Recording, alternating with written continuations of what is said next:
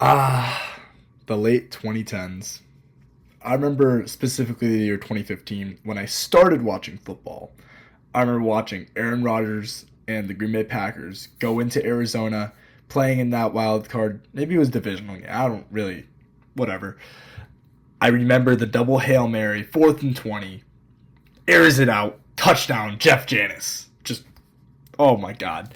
And then I remember Larry Fitzgerald going in there and killing my dreams. And anyway, with that being around the time I started watching football, got me thinking, who were some guys that I love to watch in the 2010s that maybe don't get as much coverage, maybe not as many people talk about them. I haven't really seen so much stuff about them. Some of these guys, obviously, superstars, everybody knows them, household names. But some other guys, just dudes I like to watch, maybe some guys I thought were up-and-comers, and they kind of been forgotten about. So, without further ado, here are my top 6, maybe, we'll see, top 6 running backs of the late 2010s. Starting off with a bang, we've got, and I know you all know this guy, Todd Gurley. This guy was an absolute animal. He was such a problem. Anytime opposing teams would play the Rams, the only thing they really had to stop was Todd Gurley, and almost every time they couldn't. I mean, I think I speak for the entire NFL world when I say if his knees could have stayed healthy, he could have been in the conversation for one of the greatest running backs of all time. He wasn't the fastest back in the world, but dude, he was so good at finding the gap, popping through, and making the first guy miss. This guy would just break long run after long run after long run after long run. And I know, in general, the Rams were just an amazing team, but on the offensive side of the ball, let's be real. All right, Jared Goff, amazing player, okay? Underdeveloped, hadn't really developed into the quarterback he is now. And guys like Cooper Kupp, Robert Woods, and Brandon Cooks were amazing players with themselves, but still, I think everyone agrees that the main guy on that offense was number 30. Next up, I have Le'Veon Bell. Why do I feel like, and I could be wrong, but why do I feel like nobody talks about this guy anymore? I've never seen a guy play running back quite the way Le'Veon Bell did, honestly. He was it looked like he was playing the game slower than everybody else, and somehow it worked. He would do this thing where he'd lull you to sleep, and then all of a sudden, boom! He would stick his foot in the ground and take off for a 20-yard gain. I loved his jump cut juking style. It was so cool. The only other guy that I could think of right now that cuts like he did is Bijan. If you've never seen him play before, I recommend you go check out his highlights because it's nothing like you've ever seen before. I can assure you. This guy was a dog. Oh my gosh, did I love Chris Ivory. I'm a Packers fan, but being from New Jersey, I always checked up on how the local boys were doing. I swear, every single time I saw the New York Jets highlights in 2015, it was just Chris Ivory doing something ridiculous. This dude ran hard, all right? Talk about running through someone's chest. That was Chris Ivory. He didn't run fast at all. Actually, if I remember correctly, he was slow as shit, but he's going to let you know he's there. He was the kind of guy that embodies like 3 yards in a cloud of dust, hard nose, hard running back, like football, like old school. If you threw this guy in the 1960s, he would have been up there with some of the greats. I'm talking Jim Brown. I'm just saying, all right? If I was the DB and I saw Chris Ivory running straight at me, I'm not going to lie, I would just get out of the way. Next, you either love him or you hate him. I got Zeke.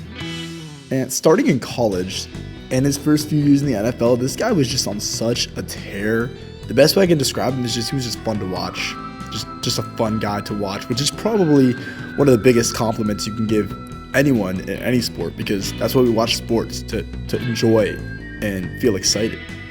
And like visually, when you watched the Cowboys in those years, you were enjoying watching Zeke run the ball because he would turn nothing into something, and he was like lightning in a bottle. So explosive. He was just everything you really wanted in a running back: fast, powerful, explosive, and he had always had that superstar personality. Are you kidding me? I remember that game on Thanksgiving Day when he scored a touchdown and jumped into the red Salvation Army bucket in the back of the end zone, and his whole team ran down there to celebrate with him. You could tell he was just out there having fun with the boys. It just looked like so much fun. He was just fun to watch, man. You could make the argument that he only looked that good because he had the best offensive line in football, but that doesn't take away from the fact that he was the one doing it in the end.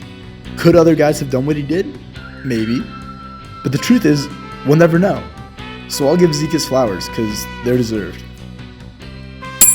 This guy. Oh, what do you guys know about this guy, Jay Ajayi? Oh, this guy was just dynamic. Watching him break out in 2016, I thought he was going to be the next superstar running back. Like, hands down convinced. In week 6 in 2016, this man ran for 204 yards against the Steelers. 204 yards. And then a week later, he dropped 214 on the Bills. Back-to-back 200-yard games. Do you understand how insane that is? The only other people to do that in NFL history are the Juice, O.J. Simpson, Earl Campbell, and another Dolphins legend in Ricky Williams. So, yeah, you could see why everyone thought this guy was going to be the next big thing. Unfortunately, 2016 was his peak. He got traded to the Eagles halfway through 2017 and became the second running back behind LeGarrette Blount.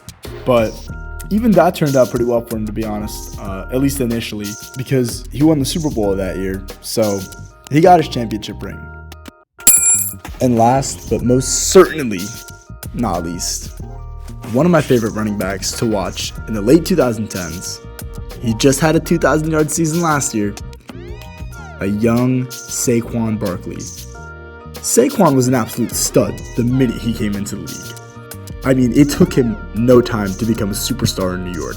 Him and OBJ were the lone bright spots on a terrible New York Giant team. Watching back Saquon highlights when making this video, I actually forgot he played on the team with Eli Manning, his rookie and part of his second year.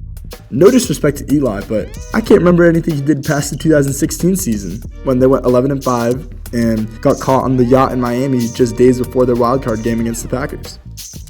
I'm sure you can guess how that turned out for them. Anyway, New York's Saquon Barkley, especially in his first few years, was absolutely electric. I don't know what else to say, really. This guy was just an explosive athlete, breaking tackles everywhere. Go watch him play. You'll see he's amazing. That's really all I have for you, to be honest. He could probably transition to powerlifting if he ever got bored. He squatted 650 pounds in college. Yeah,